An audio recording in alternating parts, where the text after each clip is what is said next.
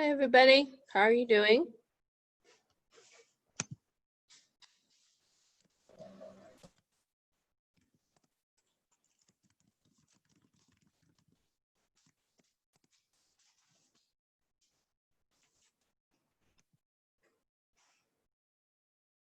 So if you haven't downloaded the lab, you can go ahead and do that.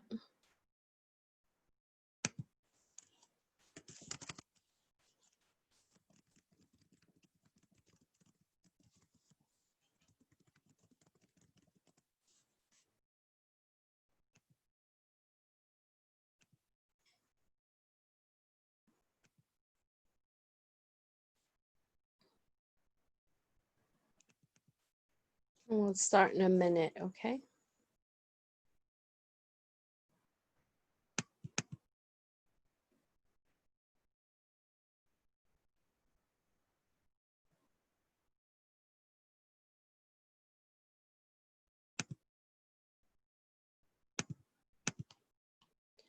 Okay, so today what we're going to be doing is C++ programs dealing with coefficient. I want to walk you through the lab process so you can understand a little bit more. This allows you to expand your knowledge to a little bit of some details that will be covered in 17C if you haven't taken it, but if you have taken it, it will review some of it.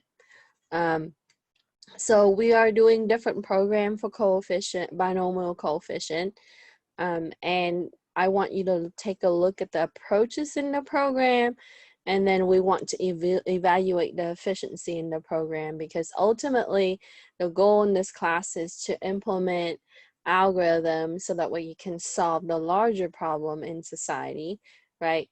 So we're going to take a look at some of the simple problem, and today we're addressing binomial coefficient. So with that, what we have is, one second. The Lab 5 document, which starts with a program that's going to go over the iteration. And with iteration, what we see is that we would be using loops. So I'm going to go into screen share, and if you have any questions, please unmute, let me know, and then I'll check the chat when we get through some of the exercises, okay? So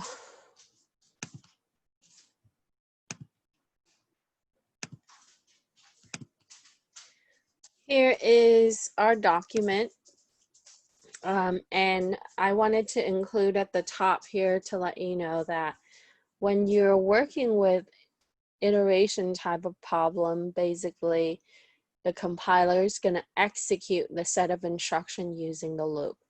And we often see for loop being used to be able to access the indices in the array, especially when we have values that's initialized in that array.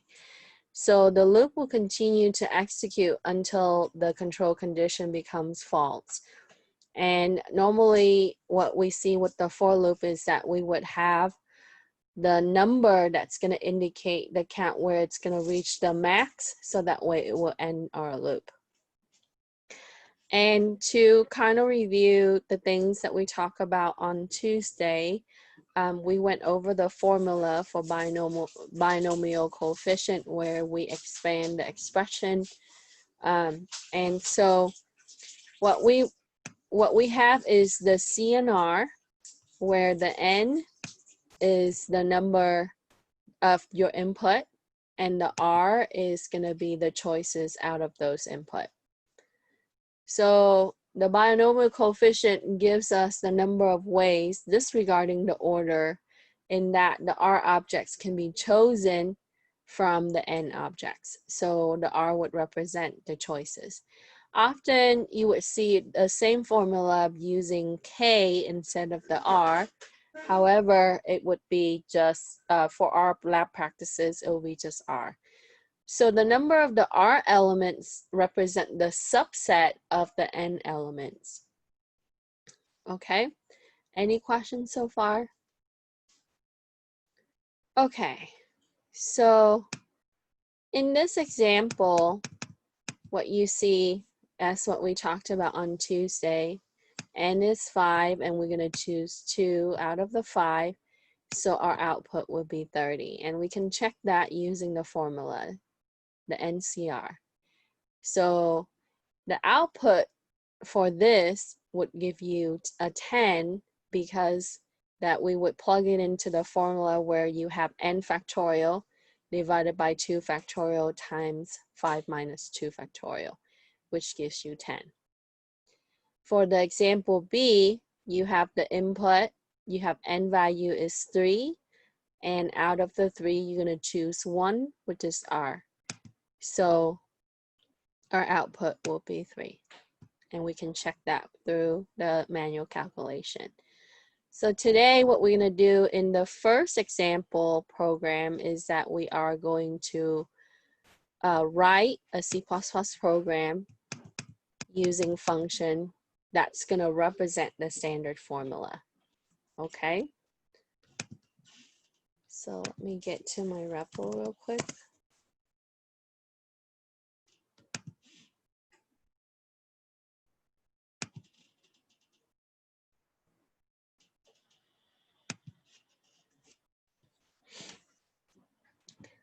So in exercise 1,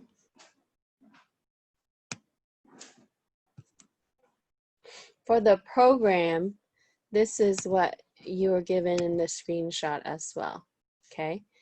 So our typical C++ program begins with include IO stream at the top for the STL.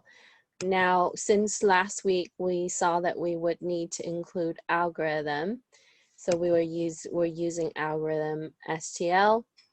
And if you don't have using namespace std at the top, you have to do std for the lines that will be relevant in the program. So here we want to include, we want to put using namespace std.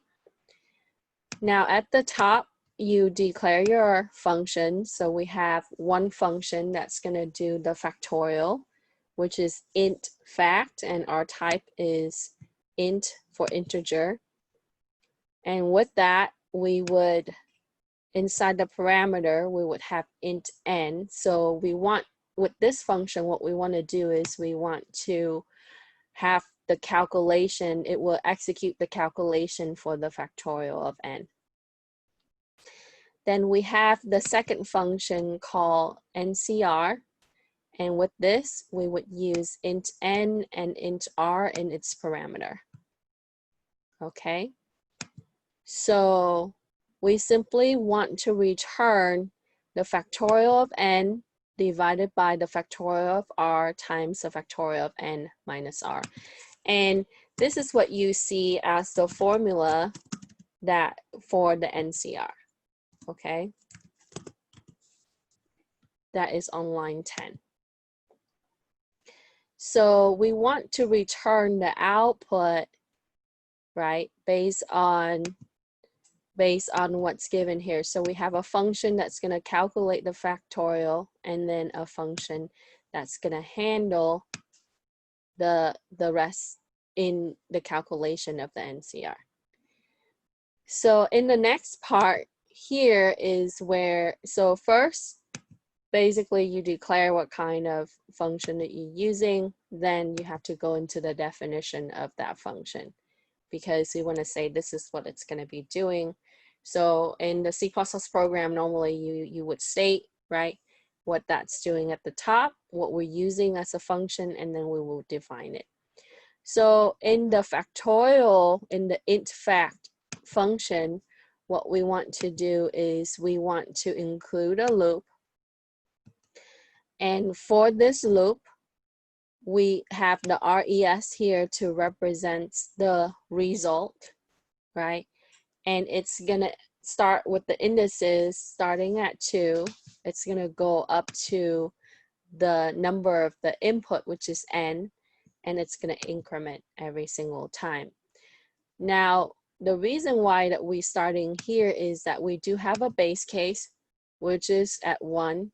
So when it loops through, it's gonna start plugging in the value for each of the loop, and it would be able to give us the result from that function in RES. And we would take that value, okay, and then we would take that value and we would be able to incorporate it for the rest of our formula. So in your driver code, in the main function, you would then specify the value, what is n and what is r. So here we assign 5 to n, and we assign 3 to r, meaning that we're going to choose 3 out of the 5. And then here we call the second function, which is the NCR, with passing value from n and r, which is what we previously assigned. And that would take care of the entire program. So when you run this, what you have is it's gonna implement. Now we didn't have anything printed for the loop, so it's not gonna show us anything, right? It's gonna tell us 10 as in the result. If you were to manually calculate it, you would have 10 as the output if you choose 3 out of the 5. So when you write this program, I want you to look at on how the function can be used and how the loop would be iterating, right?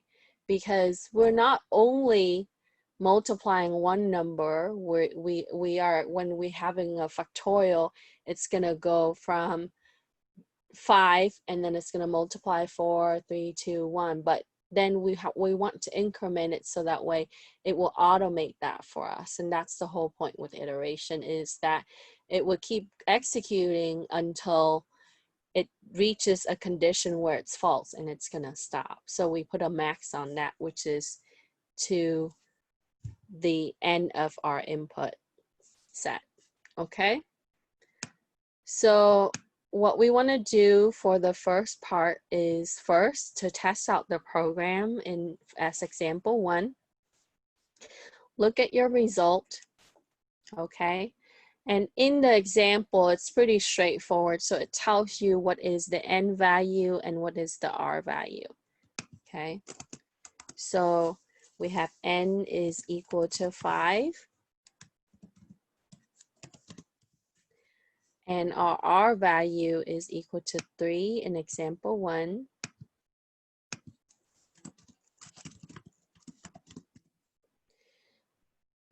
So we can simply do a quick calculation where we would have the NCR is going to be equal to 5 factorial divided by 3 factorial times 5 minus 3, and we want to put that in factorial.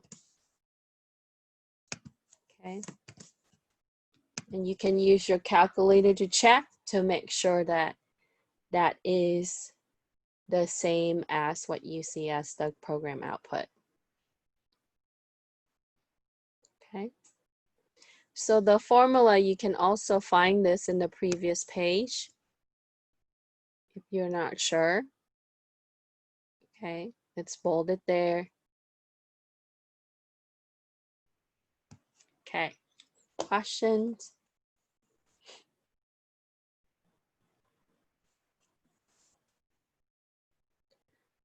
No question. Okay, so for step A in exercise 1, after we run the program, we want to manually check and make sure that we are getting the right output. For n is 5 and r is 3, and that's given in the program itself.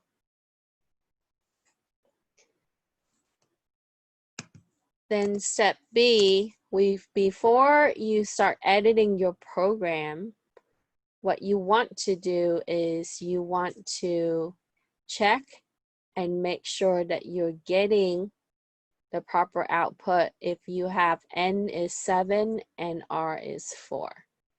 So in this case for B, we simply plug this into the formula.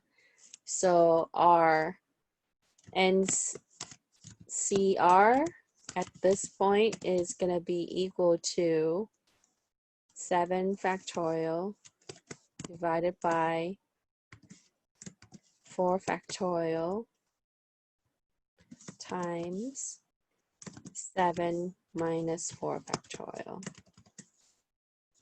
Oops, sorry, I meant to do this.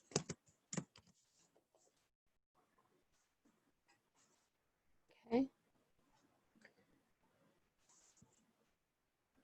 So we need to calculate what would be the output if we start editing our program to have the value of n is 7 and r is 4. That will be for B. Okay.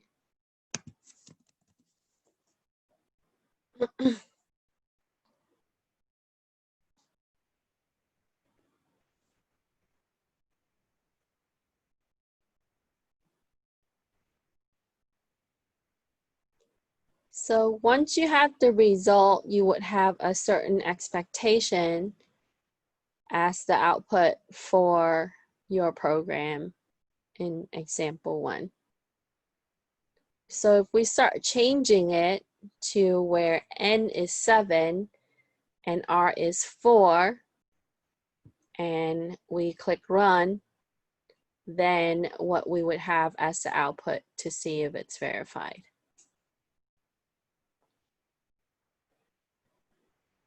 Okay, so for C, I simply want you to go back to the program for example 1, and I want you to edit it or rewrite it to have n is 7 and r is 4.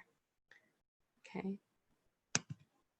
So here, what we can simply do is we would change it up.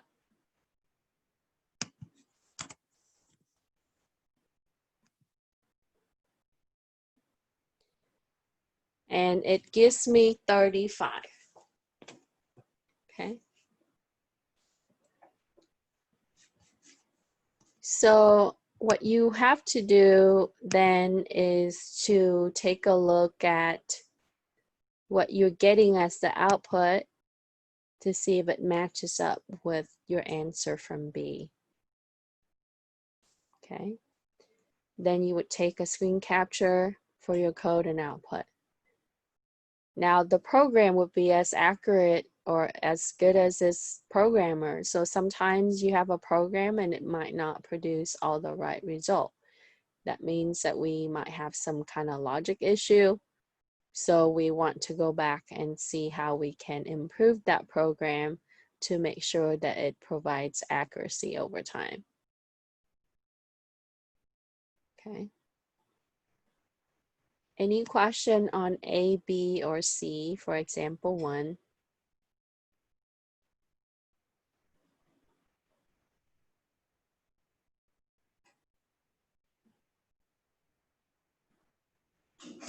So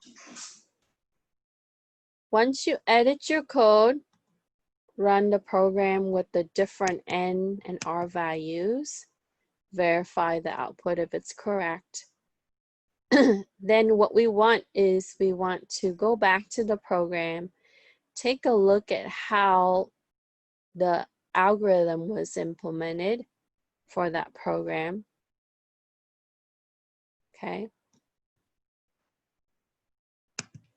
And as you can see, that how this is used here is that we have a second function, which is the NCR.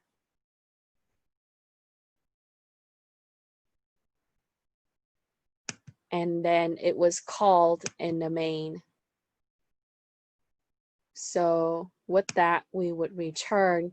So you have this function, it uses the first function, which is the fact or the factorial, right? So you have one function that's going to calculate the factorial, which is mainly the process in this particular case, right? We mainly have to calculate the factorial for binomial coefficient.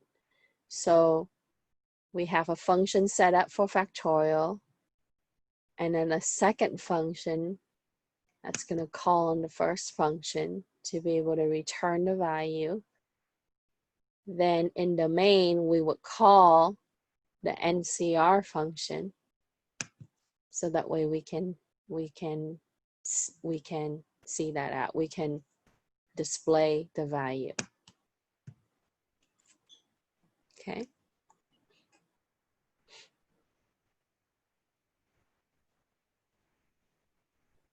So this is the simplest form that you see, and there are many ways, of course, to write binomial coefficient program in C++.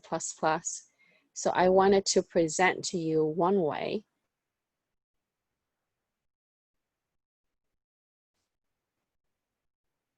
Now we want to be able to use the function so that way we can separate the two, make it cleaner, so that way it can complete the factorial task, and then we will bring the output of that into another function and be able to have the result for our formula.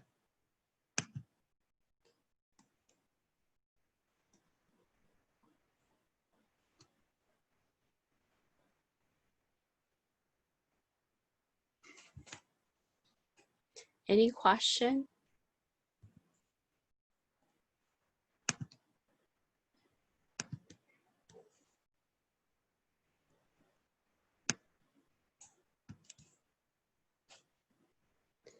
There's only one fact function at the top, okay? And that is mainly for all the factorial. And you can, so it's being used here when it's returning, because factorial does the same thing. You're just multiplying that number with the previous number with the n-2 number, right? The one before that and the one before that, all the way until 1.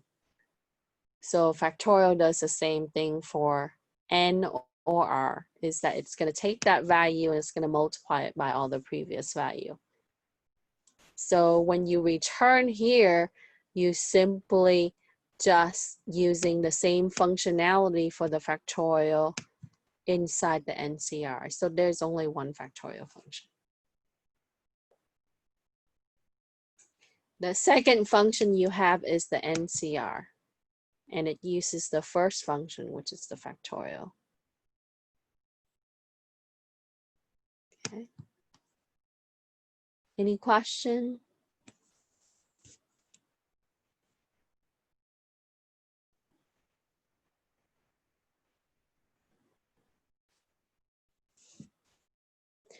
Now we want to take a look at this program, and then we want to later on compare this program with the other program and see which one is more efficient, right? Because ultimately we have to come up with an approach that's going to implement the algorithm that's going to produce an efficient program. Okay, so that's going to be our goal.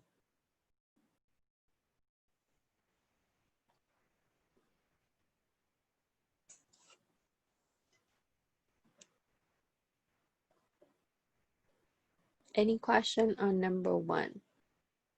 So there are only 4 things to do. It's not too bad. And you know, I select specific programs so that way it's easy for you to look at, and then we will advance to some of the more complex program as the concept would require.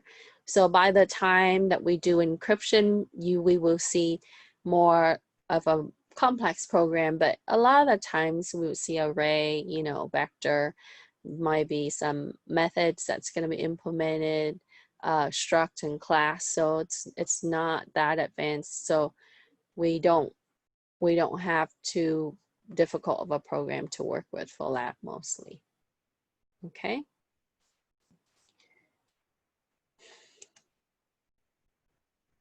Okay. So no question from 1. So for part D, all I want you to do is explain to me how the formula is implemented in that program.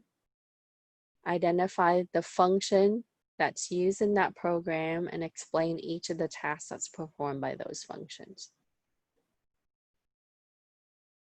Okay, So for the NCR, take a look at the loop, where it starts, where it ends, and how it's incrementing and what it's producing. For the factorial, right, the factorial is its job. The fact implementation is just for it to multiply it by, so it's going to go through and it's going to multiply it by each of the value before the specified value in the parameter. Any question? Okay, so in your own words, you need to put the answer for D. Don't have to make it super long. Like a short paragraph will be okay.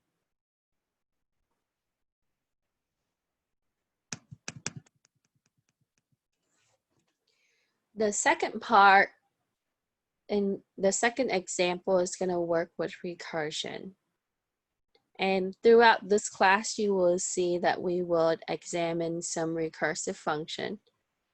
And at one point, we would be able to manually calculate that, right? Going back and take a look at what would be the value. So when we work with Fibonacci, Lucas number, or even factorial, you see that we would use, recursion can be used. So recursive function, and you might have learned this in your programming classes, is a function that calls on itself. Okay, or it's calling the same function. And I took a snapshot of that from one of the web pages so you can see. So there, the illustration is that they have the void recurse, and then within it, it calls itself. So recurse is mentioned there. So you can have int, right, fact, and then fact. So you can have something that call itself, but your driver code, you still have to bring that down into the main function, so that way your program will work. So when it gets here, it's going to go in here, and then it's keep calling itself. Okay, so this is a format for recursion. Now, a little bit of the differences in iteration and recursion, why people would use recursion and iteration. And there are many factors that would be considered, but this is more of a generalized common things that you would see.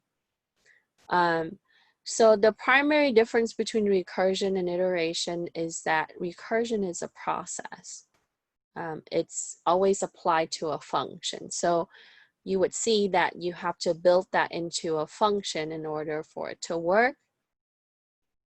Mathematically, we see that, you know, in the case where if you are writing a program for math research, right, to generate numbers and such, you would see that people would prefer to use recursive function.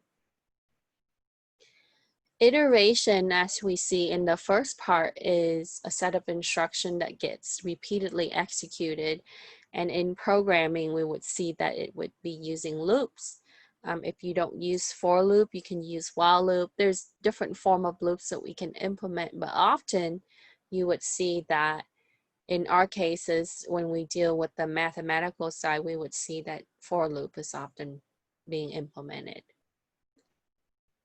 And recursion uses selection structure. Now, in the case where you have infinite recursion, the step does not reduce the problem in the manner, it converges in the base case, and the infinite recursion could crash the system. So because at one point where, you know, when it started to expand, so let's say that if I'm looking at factorial of 1,000,000, right, in a certain system, that it won't be able to execute that, it won't be able to operate. So you have to consider the system capability as far as the performance, the memory allocation and such, when you're looking at implementing the recursive function to solve the problem. Now, when it reaches, and when it's recognized a base case, it will terminate. And this is why you often see there's a condition that's applied for the base case. If something happens, it's going to return. So that way it would we would specify the base case in our program. And in comparison to what we see as performance, right, like speed wise, recursion is usually, this is a generalized statement, slower than iteration because of the overhead in stack. It has to store that value in stack, go retrieve it to be able to generate the next value, retrieve it and generates the next value, because it's relying on the previous result in order to achieve the next result. And that's what you see with recursive function. Also, it uses more memory than iteration, because in the case where we looked at the last one, the allocation for the memory for the container is just up to the length of n, right?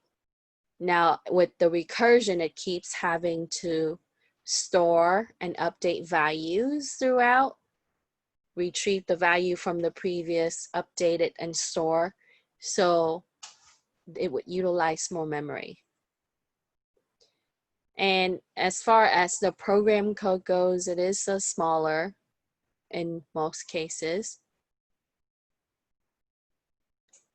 Now, depending on who you ask and what part of the field you ask, some people would prefer recursion due to the fact that it is a little more concise and you can visibly see it more.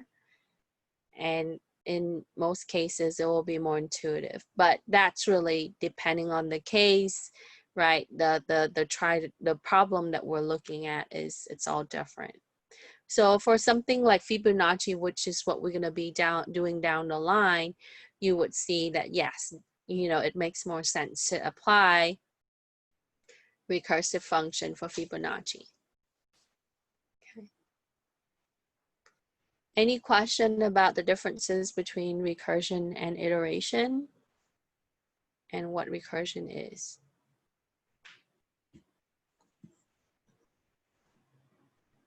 So example 2, as I lead some of the information into the example where you would see that I give you that this is a recursive function. So the value of your NCR is calculated recursively, okay? Because if you're looking at factorial of a value, it takes all the previous value multiplying by that value. So we're working backward to each of the value in prior and then be able to apply the multiplication operator to achieve the result for factorial. So therefore we can implement recursion. So the way the program is written simply is that you would have C n minus 1 R n minus 1, which is represents the value that's one place prior of R, and the value at the one element prior to the n. So if my n is 5, then n minus 1 would be 4, n minus 2 would be 3, and so forth, okay? And so the way that they work this out is that you would have C here. So the NCR is going to be equal to Cn minus 1 and Rn minus 1 added to Cn minus 1 of R. And so what I did was I wanted to show you how that translates to numbers if we calculate that out to see if that's true, okay? So in the case where if I'm choosing 3 out of 5, I would have 4 here because it's n minus 1. And then I would have 2 for R minus 1. Okay? And then add it with 4 for the n-1, which is this part. And then my r is 3, and that comes from here. Okay. So when we apply the formula, we see with the factorial, we see that it did come out to 10. Okay. So building on that, we would write the program that would represent this part, okay, which is recursion.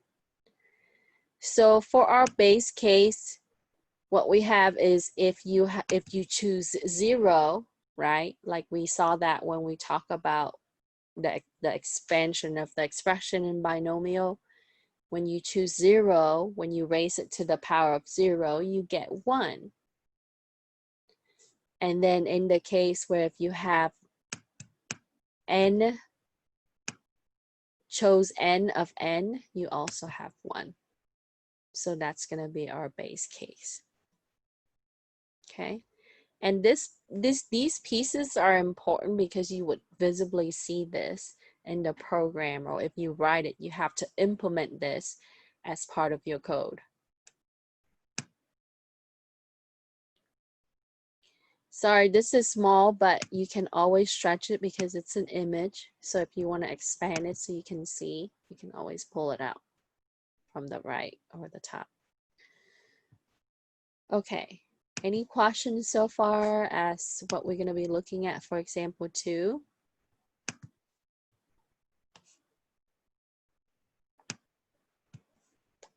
Okay, so here is my program. And again, I would include the 2 STL IO streams so we can have C in, C out, and we would have algorithm because we're working with the NR variables here.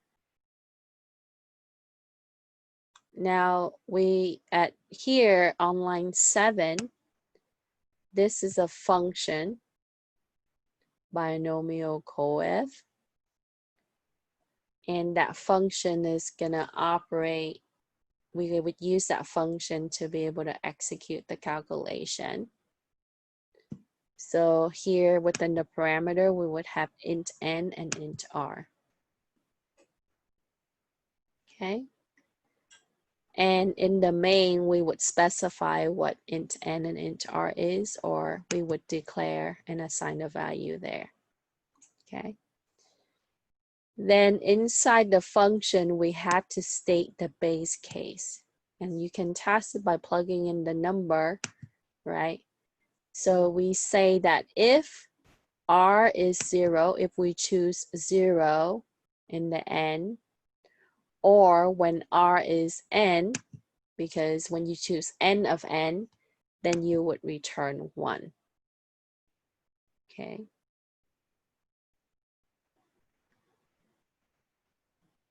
Then for the return for the recursive, what we want, remember recursion means it's calling from it on itself, right? So here's our function and here's the call. Okay. Now when you just simply bring down the function name here, and then what you have is you have the parameter n-1 to represents the value before n, r-1 the value before r, plus again our function n-1 and r. Okay, so that's what we're returning. Then in our main, we assign 5 to int n, and we assign 3 to int r. Then we would have it C out, and in the C out, we have the output from the function, the recursive function, which is binomial coef. Okay. It's very simple. Any question about the structure of this program?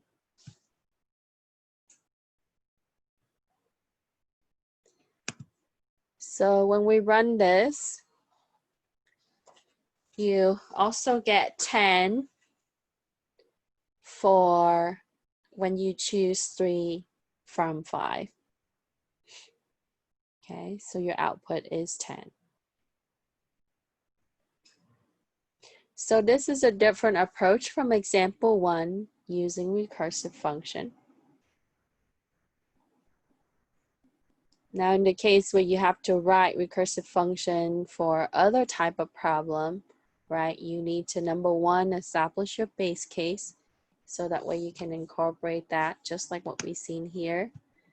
Number 2, right, you would look at the relationship between the value and the previous value and how you'll be able to achieve that, right? So that is implemented here.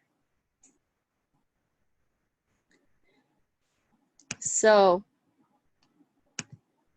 for number 2, we would use the example 2, run the program, check your result. Okay. And since it's the same value as number 1, you can quickly bring down the answer. So we would have the n value for this is 5, and our R value for number 2 is 3, and you see that from your program. Then we would do the NCR calculation. You can manually calculate it, but you can predict it as we had find the same result in the previous exercise. So we would have 5 factorial divided by 3 factorial times 5 minus 3 factorial, which is 10.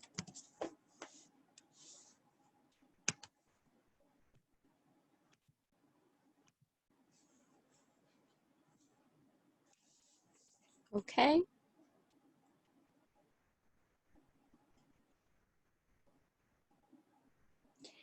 Then for B, what we'll do is we will then again calculate this manually to start and then edit our program. So what we have is we would have NCR is equal to, let me change that to purple so it's easy for you to see. Then we would have 8 factorial divided by 4 factorial times 8 minus 4 factorial.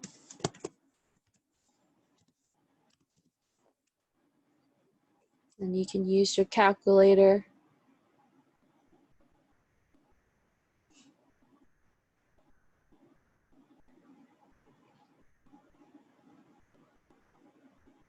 So once we have the calculation result, then we have an expectation of what that would be as the output when we do part C of number 2.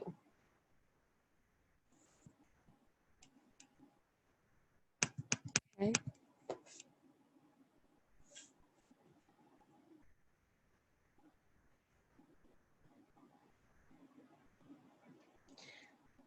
With this now, what we have is we would then go back to our program and we can change this to 8 and 4.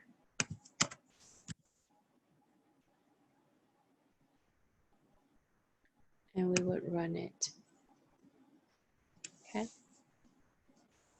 Then we need to verify to see if our program produced the appropriate result.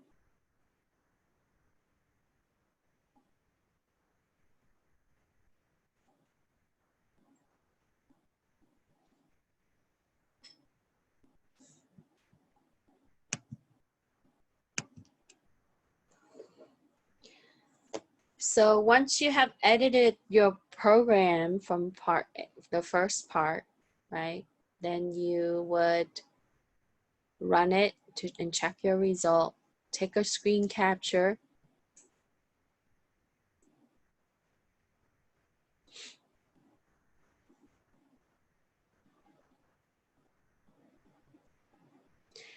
Now, keep in mind that our n value is fairly small, okay? What happens if you have a higher n value? Let's say 1,000, 5,000, or higher than that, right? And in that, you could choose different value for R. Will this program, compared to example 1, is it more efficient? Which one has higher efficiency? Okay. So when we're looking at a higher value, a higher number of input, we really have to consider on, how it's going to store the result and go back and retrieve it. Okay. And in a lot of cases, you would run out of location to store, or it won't be able to retrieve the previous value to calculate the next. Then you get a memory address. Okay.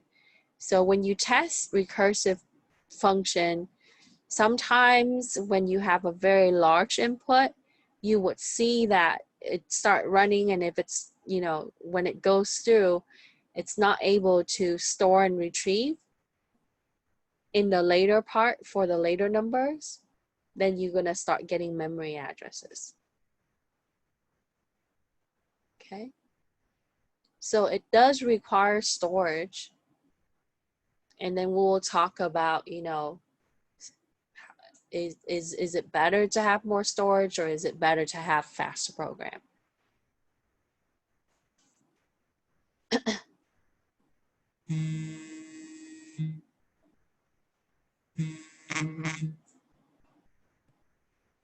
Okay.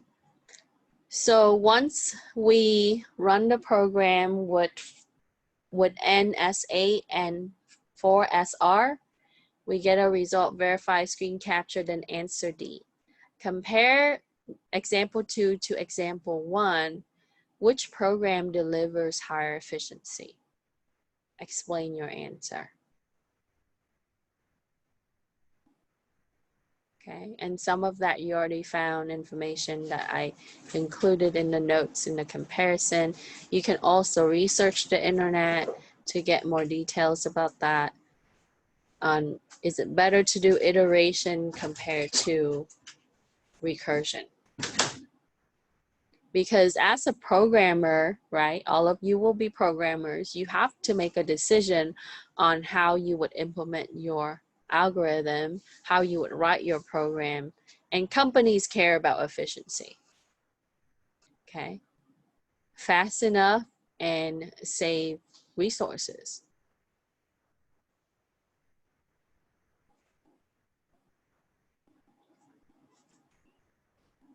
Questions? So I want you to keep in mind that every program that you are writing for your courses and for your interviews in your future career or project that you're doing personally, you should start thinking about how, not just to get the program to work, that's at the beginning level, but as you advance through your education and going toward your career goals, you have to think about efficiency. Okay.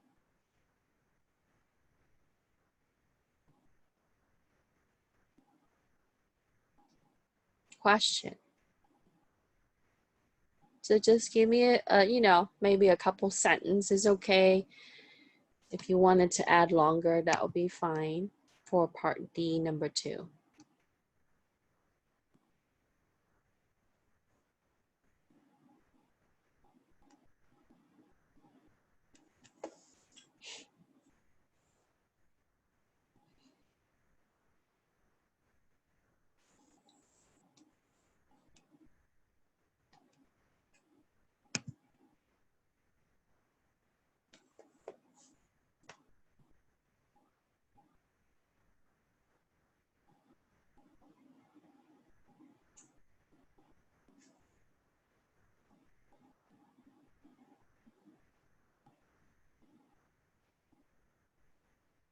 Okay, no question?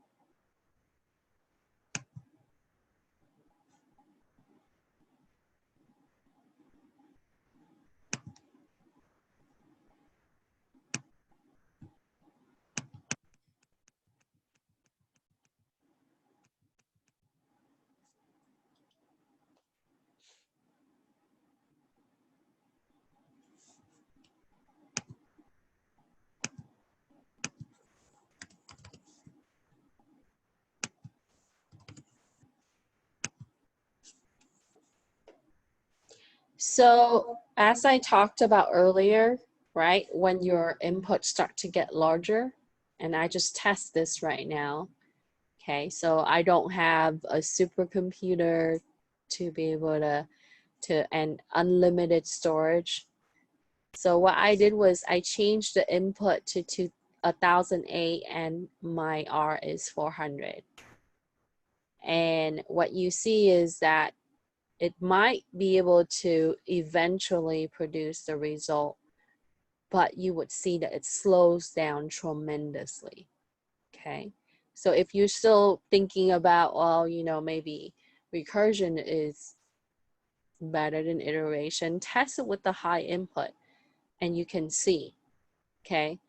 So there will be a peak in the maximum capability, and you do see this with all the recursion program, is that it's going to reach a limit, right? As we know that there's only a limit amount of stack that we could use to temporarily store value, so we can go and retrieve that for be able to calculate the next value. So right now, right, and it can crash definitely a system for sure. Okay, if it's able to produce, it might just throw me memory addresses.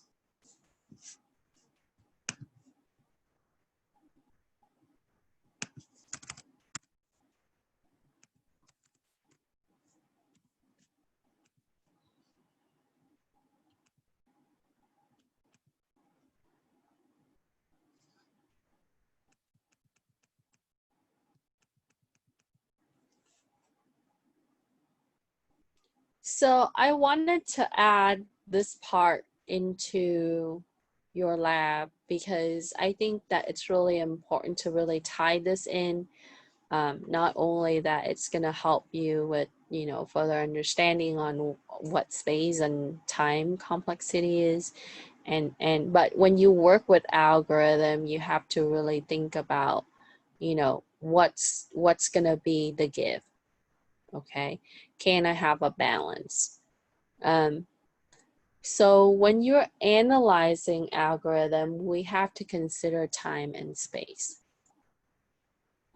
So for the algorithm to quantify the amount of time that's going to take it to go through that algorithm to run the function based on the length of input. And you just saw, right, with recursive function, as it gets to the larger input, it slows down because it has to go retrieve the value, use that to calculate, store it, retrieve, and so therefore you would see that there's a slowdown in the process. With the space, we're referring to memory space that's going to be taken, and we don't have infinite amount of memory. You know that every system would have a limitation. And with the software tool that we write, right, even with the stated requirement, you would have a ceiling, you would have a maximum area that you can actually store values, okay? And you would have buffer overflow if you go above that. So we would have some limitation with our space. Now, do we write a program that utilize a lot of space, but it's going to give us faster result, or it's going to give us faster time? Or do we have faster time or have faster time and use memory, or go the other way? Okay. Now, there are a lot of things that are going to be the factor in this. that you have hardware, you would have other OSs like the operating system, other software that's going to play a factor. And then your processor performance, of course. Okay. So if we don't include the hardware, the OS, and the processor, and the things, if we're just looking at the algorithm with its execution time, then we can start evaluating based on the worst case scenario. So when you create a program and you implement algorithm, you have to think about what's the worst case scenario. Let's say that, you know, for the program to produce the output. Okay. So if we have an array A and we need to find an X integer. So let's say I have 0 through 100 and I need to seek number 50, right? It's a basic search through the array program to see if it exists or not. Worst case scenario is that I look through the entire array and there's no number 50. Okay. And so we have to really evaluate it based on that scale. What's the worst case scenario in the program? Okay. So that means that I have to go through each of the element and see if it is equal to 50. In the case where none of the element is, then I have to go from the beginning to the end. Or with the linear search, what happens is when you get, if you find the 50, right, the program, it stops there and it says it found the 50. Okay, so so that means that we would have n times based on the number of that input. So if our array is 100 numbers, right, worst case scenario, that it would go through 100 elements to seek for that value. Okay. Now with the order growth is how the time execution depending on the length of the input. Okay. And that is important because it really ties to the approach in writing these programs. The iteration, the loops that you use, the functions that you implement, how the function call is. Okay. Okay. Because every time you call the function, it puts it on stack, and then that would take up space. So going back to our program example that we were looking for a value in an array, you would see that it would look through each of the element to find the value. So you would see that it would be a linear, where you would have n is the number of input and it looks through the entire set, which is your entire array in the worst case scenario. Now in classes like CIS18A or 18C and 17C, the data structure classes that you see, they often explain big O notation with this.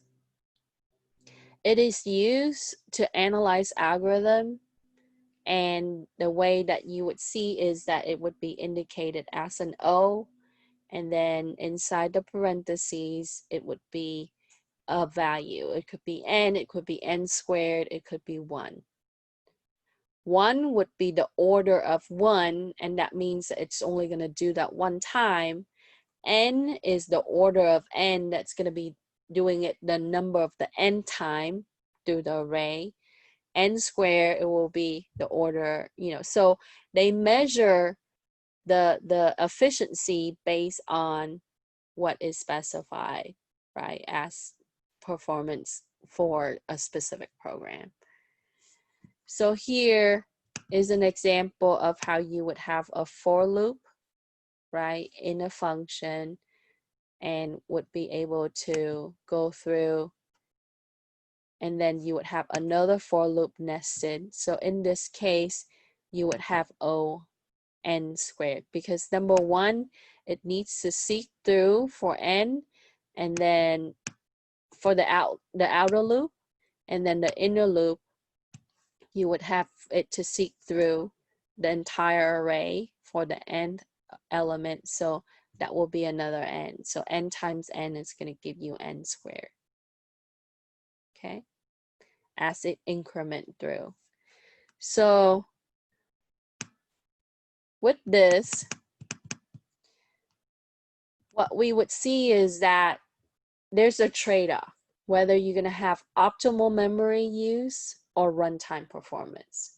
Okay, and usually you don't have both. So either you would use more memory, right, or you would have better runtime.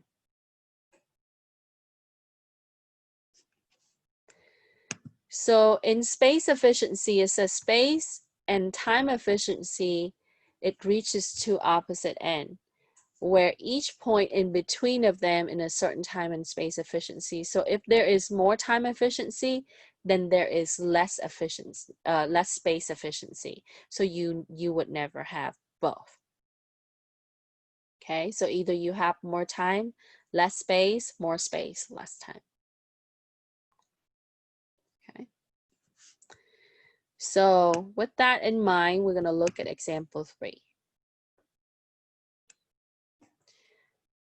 With this, what we're going to do is we're going to calculate the NCR, and we are expecting that the big O of this program is R, so our order is R for this. Okay. Now to expand on our program, we know that we're doing factorial, so we're multiplying each number by its previous number and the previous after that or before that, and so forth and so forth. Okay, and then divide it by, right, the R factorial and so forth, just like what we've been doing with the formula.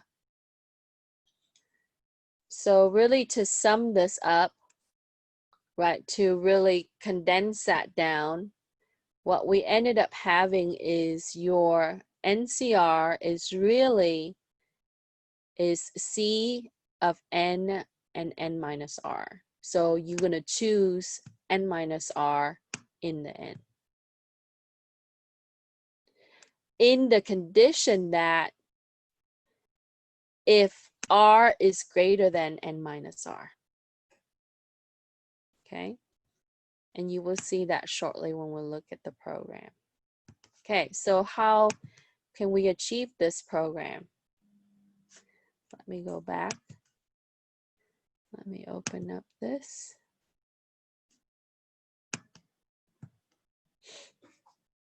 So a little bit closer to what you just saw in 1 and 2, right? We include the STL at the top, then we have a function, binomial coef. Okay. Then we would have this establish the base case for us, so you would have the int res. Here's the result, and that is at 1.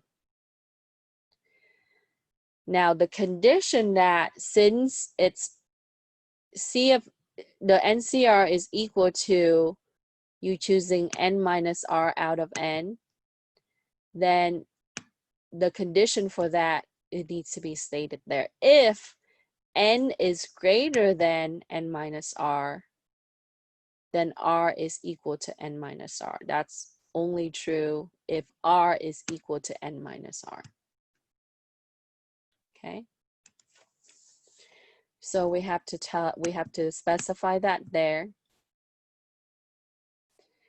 Then in our for loop, what we're going to do is we are establishing the for loop here. We start at index 0, and we're going to go all the way up to R to represent this. Okay. N times n minus 1 times n minus 2 times n minus 3 and so forth, divided by the factorial of R times R minus 1, R minus 2, and such. So as we loop through, we can use the compound assignment operator here to say n minus I, because it's really start at that index, right? As you index through 1, 2, 3, 4, 5, and so forth. So n minus I. Then you would divide it to get really represent this bottom piece right here, okay, with I plus 1. Then you're going to return RES for the result. In the main, we simply call the function,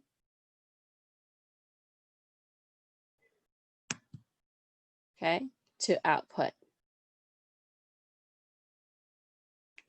So this is slightly different than what you see with 1, right? In that 1 only had the base case at the beginning, and it's gonna check for the base case. If it's true, then it's gonna return 1. If it's not, right, after that it's just gonna continue to the for loop. So we establish the condition in such that R is n minus R if R is greater than n minus R. So here in the main, we would initialize or assign what n is and what R is. And as you can see, right, that it needs to make sure that it meets this condition. Otherwise, right, it's not gonna go. It's not gonna be correct. It won't work, okay? So if we have n is 8 and R is 2, so if we take 8 minus 2, that's 6, okay? So what we have here is that it's gonna loop through all the way up to 8, and it's gonna choose 2, but in each one, right, we want it to multiply to represent the factorial that's represented here. And then we also want to make sure that we take care of the division, which is the bottom part, so that way it would output. Now we allocate a space, okay?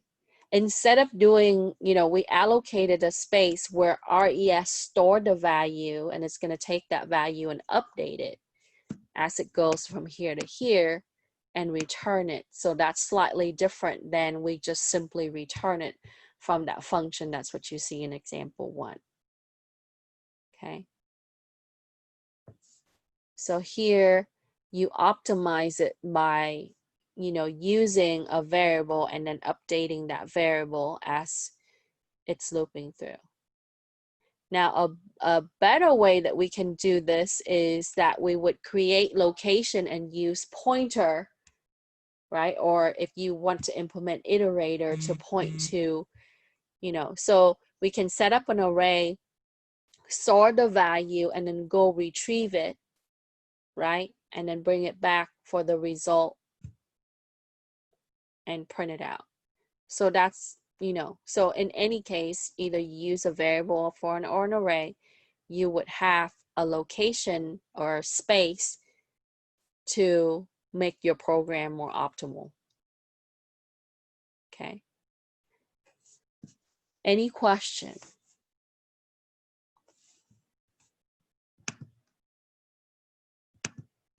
Okay, so run the program, check it out to see if you're getting the right output. Now you simply check it, manually calculate it, so your NCR here is equal to, since we have 8 and 2, so it will be 8 factorial divided by 2 factorial times 8 minus 2 factorial. Right?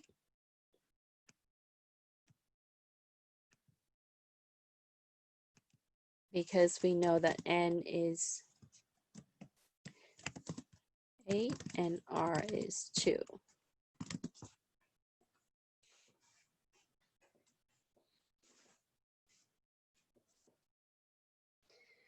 Then for B, before you edit it, I want you to calculate it and check to see if you are going to get the right result from the program. So if you have N is 9 and R is 4, then your NCR is 9 factorial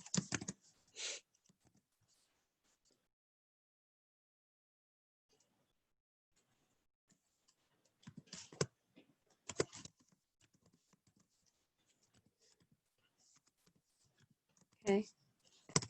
So we have 9 factorial divided by 4 factorial times 9 minus 4 factorial. Now, why am I making you calculate it when the program produced that, right? We can't trust the program. We can't trust the programmer, right? We have to validate it to see if mathematically is that correct.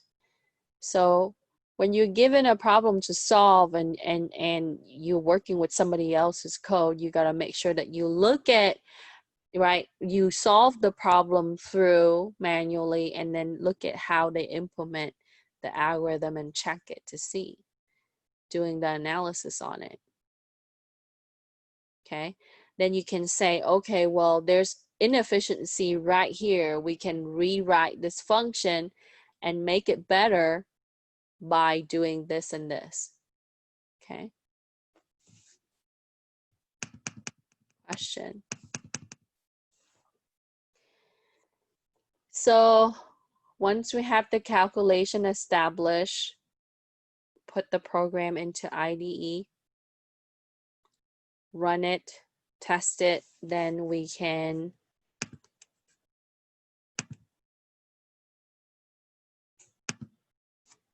oh, I had it open, sorry. We can change it up. So instead of 8, I can use 9, and I'm going to choose 4. Okay. Here it gives me 126. Now you can't just rely on, right, like how long did that take to give me the result. You really have to think about how the processes that it takes to go through each part of the code, right? The processes for the process in with the for loop right here, right? As it looped through for that function. And then so as it loops through, what's happening then? So in this case, we only have R, right? So it's linear. It's still like an iteration process compared to recursion in the last one. Okay.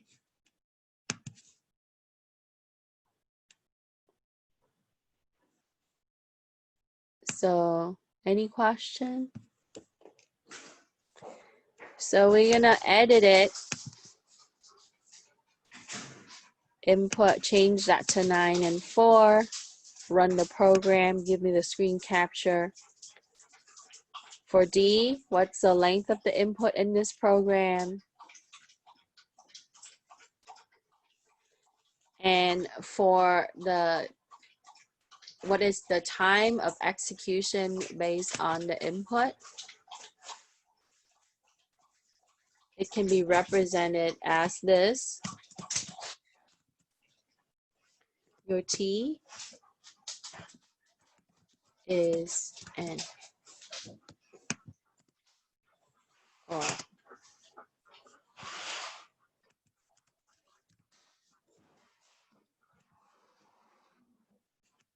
actually, I'm going to use R so that way you can be more clear because they have it indicated as this. So in the big O notation, you would have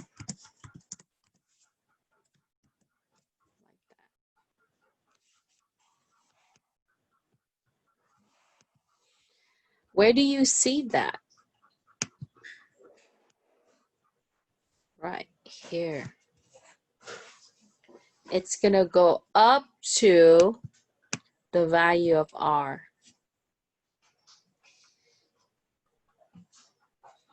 And then as it goes through each of the index, it's gonna take n minus the index, store that into, put that into the result. And then also get the indexes, and it's gonna do the subsequent one after that for the increment, for the division.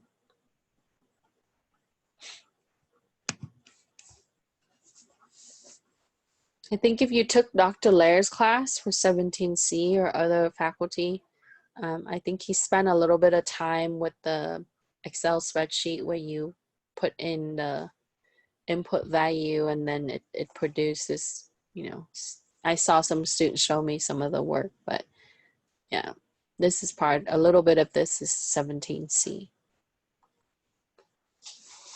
Question?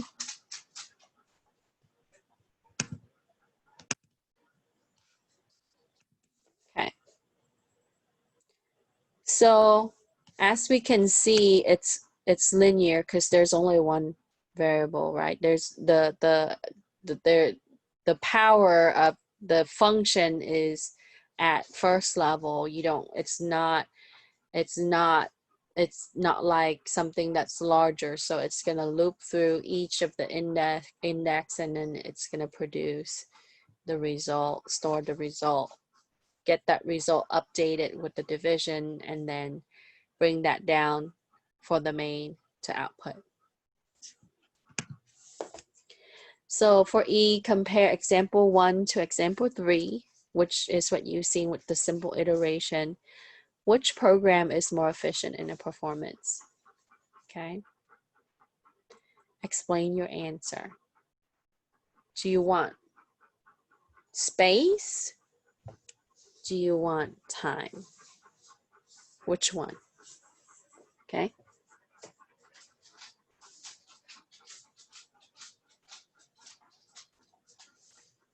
Any question?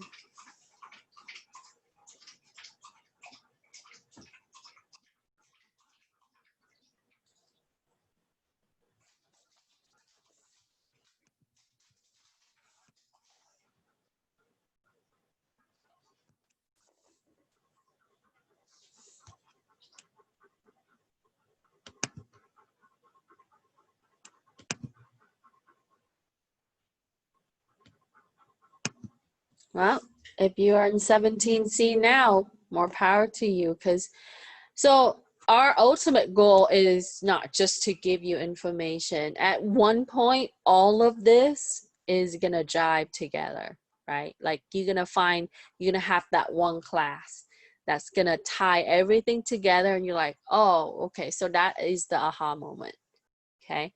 And there are a lot of things that would be repeated throughout in computer science. You're going to see that, oh yeah, it's the same concept for different languages. They already talk about this, so we reiterate a lot of the things, but at one point in one class you're going to see that there's that big picture, and once you have that, everything else would fall into its place. You're going to be like, oh, that's it, right? This is how, this is the way. Okay. Any question? Yeah, so for my IT students, the forensic class was the aha moment. They told me the other day, when I learn hardware, I learn networking, I learn everything else, but now it makes so much sense why we're doing this and what we're doing. So,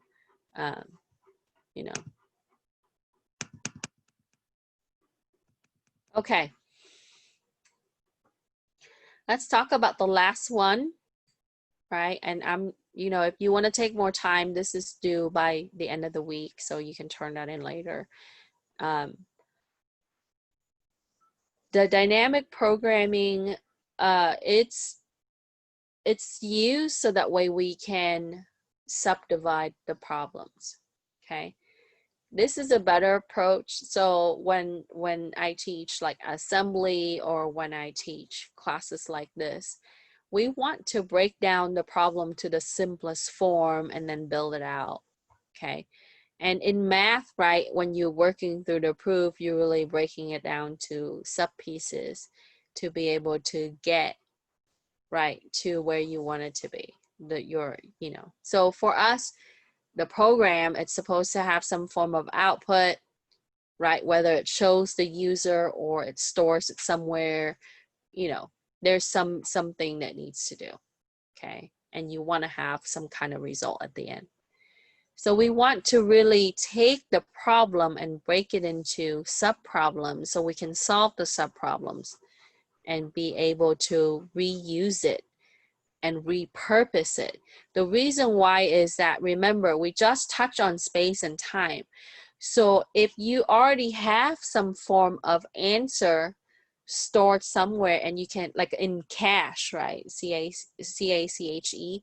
If you cache that, you can quickly reference it. You can go back to it and it's already stored, so you don't have to keep updating that memory space again, okay? So it's really allowing us to solve and get a result, building the sub-problem and keeping those answers available so that way we would have the final result. And this will give you the best solution, okay? So the idea is, and how I bolded this, is to store the result for the sub-problem so we don't have to recompute, because if you do, you waste resources, you waste space, and you waste processing power, right? So we want to use that for later, okay? That is one way that we can optimize where we would trade off space for time, okay? Question. So here, to really summarize it, right, when you use dynamic algorithm, you use memoization, which is a way that we would optimize our speed by storing results for the expensive calls, the function that is gonna heavily use the resources, okay? And we would cache those results so that way, if we have the same input, we can reuse it, okay? So in this one, it uses an STL C string, and memset it's been used since C days. It's not just in C++. It's actually pulled from C library. And it's a set of the first number of bytes in a block of memory, and we would use pointer to point to it. So if you took my CIS7 class, when we did this in LC3, when you initialize the BLK, that's what it's doing, is that it allocated that block, right? And depending on the architecture, sometimes you would have 4 bytes, sometimes you would have 2 bytes, 1 word to store, and it would always point back to that block for data. Okay, so you would use a pointer with this, and you would use memset, which is a pre-built set that you can allocate the memory to store the value. Okay. So in any case, if you didn't take assembly yet, that's to come, right? In any languages, you would have a functionality or an instruction where you would be able to access, right, a certain part of the memory to retrieve the data. And in the language that I taught last semester, that we would allocate a section of the memory for a block, and in that we would be able to store larger, and in our case, more expensive, important data. So with this, we know that we need to use pointer. So it needs to pass with the pointer. And then the value here, that will be the value for the set, okay? The function that fills the block with the memory. And then the num here is the number of bytes. So that way it knows that that block is dedicated that many bytes. So you have 2, then that will be 2 bytes. If you have 4, that will be 4 bytes, which is 32-bit. Okay. And on the more modern architecture, you would see that it's 32-bit versus smaller. Okay, any question? So here it gives you the format for memset. And there's our program. Okay.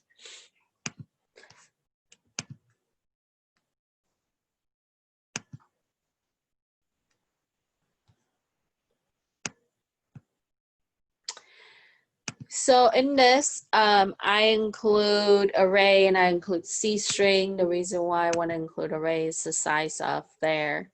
And here we're using dynamic array where it will just update based on the size of R. Okay. So, and then we also want to include algorithm. Now, a way to get away from this, if you're using resources like Geeks for Geeks, they like using bits.h, which is like from C, which is a catch-all STL where it would, you know, so you don't have to include all of these. However, it does slow it down a little bit in some cases. Okay. All right. So here you have a function called binomial coefficient. And then in that we would have int n and r, and n and r is assigned in declared and assigned in main. Here what we want is we would have an int coef, which is an array, right? That's gonna store what? It's gonna store integers, and the array size is gonna be r plus 1. Okay, whatever that you initialize for R here, it's going to take that, it's going to do a plus 1. Okay. So in here, what we want is we want to use memset, which means that we're going to dedicate a section of our memory. So as we loop through, right, we have a nested for loop here. Okay. We want to be able to store the values, so that way we can quickly retrieve it. So it would establish an array of values, okay? And then we would take those values to apply that to our function, okay? And then we want, see, we're gonna return it here. Then from there, we gonna bring down and call the function here in the main as we see that out. Okay. So looking at this closely, you obviously see that yes, it's using a different container. Yes, it's using a nested for loop so that way it can access, right? And so you do have efficiency by doing this. By breaking it down to the subproblem, when we can address it through the looping, and then with that we would store the value in that section, not just one container, but a section where it would slot those value and then quickly pull it. So with this, you're still gonna get the result that you're gonna get out of all of these programs, right? But how you approach in the programming aspect is essential. So here we choose 5 from the 8 and we got 56. So very much like the other parts, you still have to manually calculate it. Okay.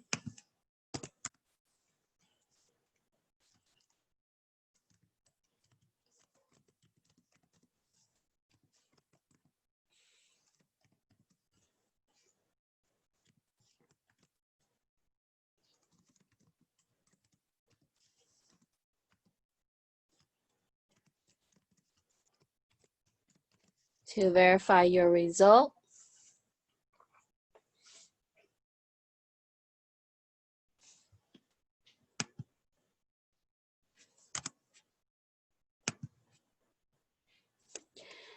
then what I want you to do is, after you have your output and verification, calculate for choosing 6 instead of 5. Okay, so we can simply change that up. I'm going to copy and paste this and change up the number.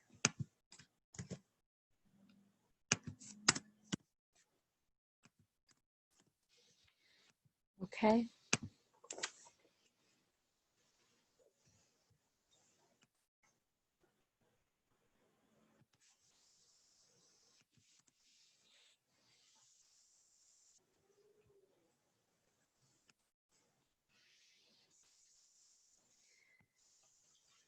Then we want to run it for choosing 6 out of 8.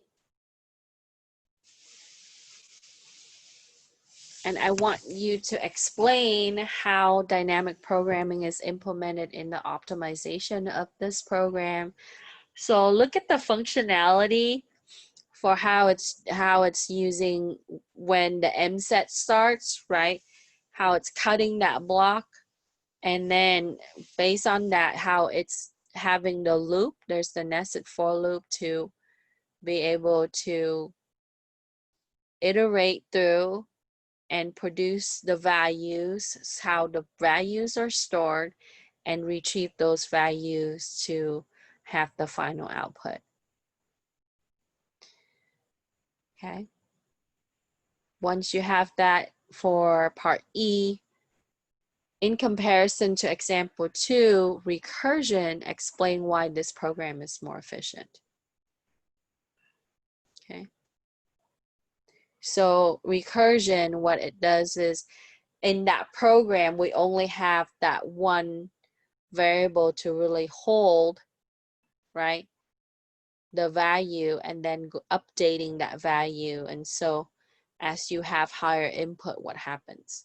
Does it not give you anything? Is it, is it going to slow down compared to this program where you have a larger space? Okay, so you buy more space to get better time. Okay, any question?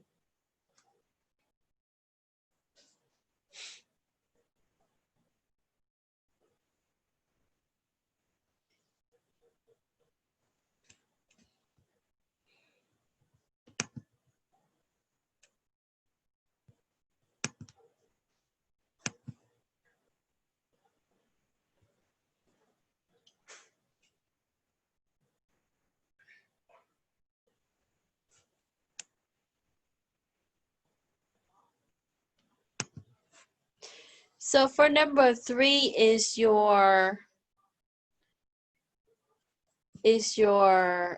loop, right? What's number 3?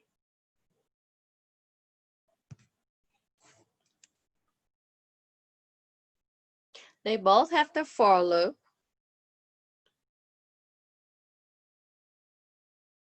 How each, so when you have to take a look at how it's stored as it goes through the loop, that's going to be essential, Antonio. Look closer at the loop. Where does it put the data as it loops through?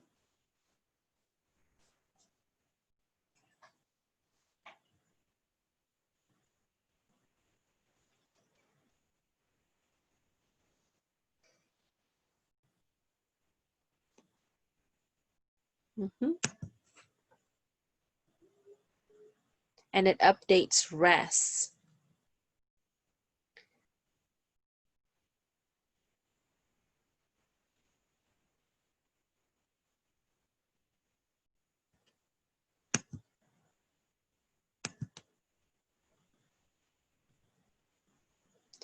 Okay, so for number 4, part B and C uses the same value are supposed to be different.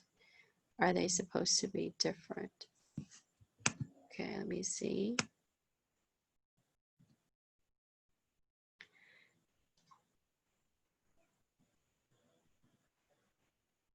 No, they're not. Yeah, you should get the same value.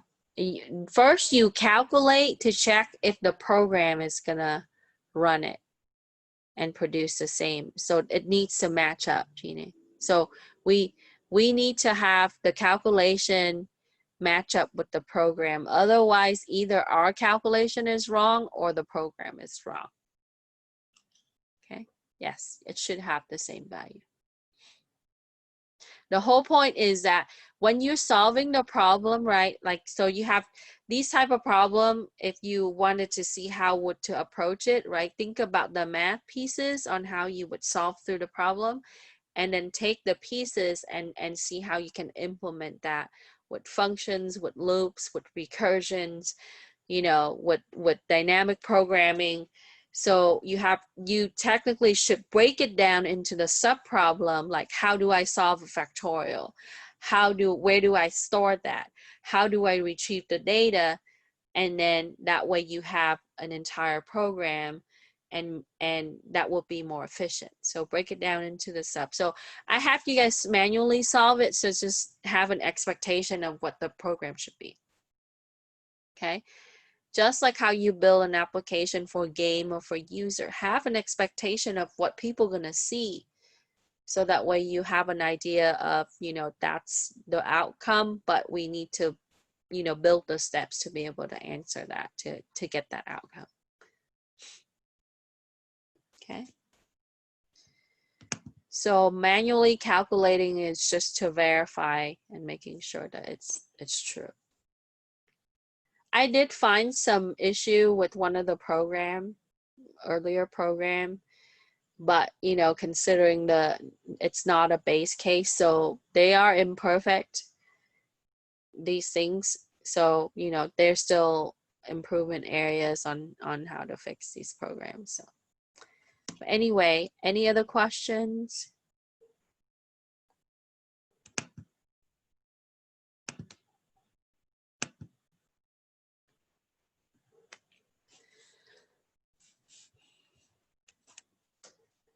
Okay, no questions? Well, only half of the class is here. I guess everybody's able to do the lab okay. Either that or midterm is coming up for physics and other classes. So sometime they're crunching, they're studying. Well, what I want also to tell you is I know sometimes it's hard, right? Like going through and you feel like, is it ever gonna end? Well, it will, and just you gotta hang tight and just get through it. And yes, you will see the big picture, and yes, you will have the opportunity to interview and show your skills. But in the meantime, you need to really think about what you're passionate about, what you like to do. Okay, because a lot of students, they tell me, they said, oh, I'm not sure if this is for me, right? Well, you know, if you're going to invest that much amount of time into the course and into learning this, and you seem to enjoy some of the classes, then you should make it where your investment is worthwhile, because you invest time and money into school. So, you know, yeah, it does get hard with midterms and finals, and they make you take physics and, you know, calculus and stuff like that. But you know, physics is used quite a bit to solve problem with programming, especially if you're going to get into robotics or stuff like that. Okay. So yeah, so I want you to be patient and just keep on going. Okay, so if you're finished with everything, you can turn it in today, but you do have until Saturday to submit it. Okay. And if you like, you can type your name into the chat in case I need to get you, but usually I check the participation list. And thank you, Albert, for being the first. And have a good weekend. I will try to get your grades caught up. And, you know, okay. Enjoy your night. Thank you so much for attending tonight. Night, thank you. You're welcome. Good night.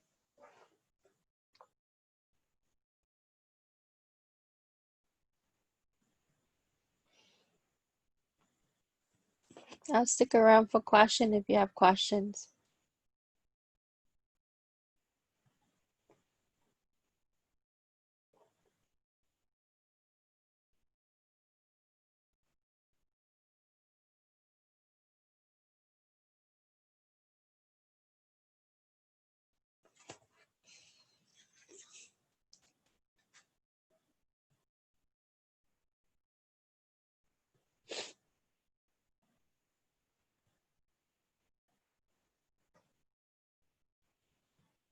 Eric, do you have any question?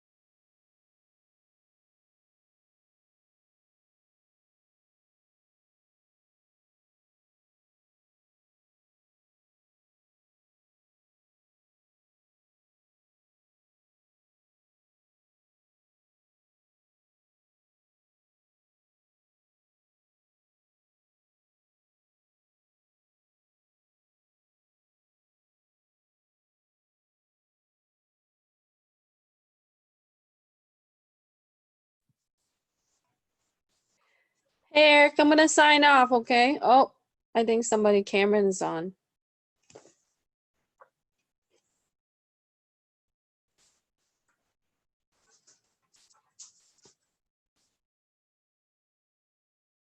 Manual, or is it manual?